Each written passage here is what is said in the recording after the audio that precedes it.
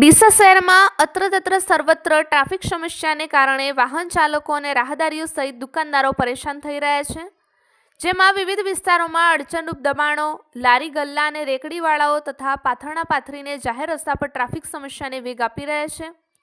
ત્યારે આ ટ્રાફિક સમસ્યાને વધારનાર સામે કાયદેસરની કાર્યવાહી ક્યારેક એવા વિધક સવાલો લોકોમાં ઉઠી રહ્યા છે.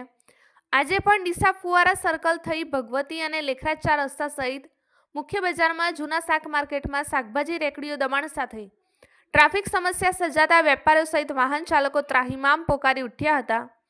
ત્યારે પોલીસ તંત્ર દ્વારા સત્વરે આ મામલે યોગ્ય પગલાં લેવામાં આવે તેવી લોકોની લાગણી સાથે માગણી ઉઠી છે. અહીંયા ટ્રાફિકની બહુ સમસ્યા છે. અમારે અંદર કાપડની દુકાનો છે, કોઈ માલ બીજો આવે તો લારી બીજી નીકળી શકતી નથી. દુકાનની આગળ જ શાકભાજીવાળા પાથરણા કરીને થઈ જાય, બંને સાઈડ રસ્તો સાંકડો થઈ ગયો છે.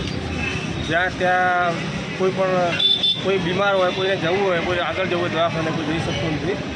અને સમસ્યા એટલી બધી છે કે એની વાત છોડો.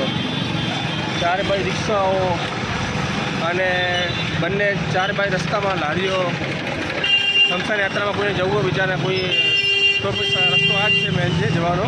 એમાં પણ લોકોને બહુ તકલીફ પડે. નગરપાલિકાના કોઈ કામ થતું, નગરપાલિકા અને પોલીસ દ્વારા કોઈ કામ થતું નથી. ટ્રાફિકની સમસ્યા દાડે વધતી જાય છે. લોકો જાગૃત થાય, આના વિશે થોડું બોલે.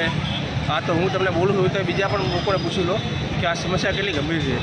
ડીસાનો જે મેઇન રોડ છે, અહીંયા શું લુખ્ખા તત્વો બી હોય છે કે બીજી ટણી લોકો કોઈ કહે તો ટણી કરે છે, બરાબર.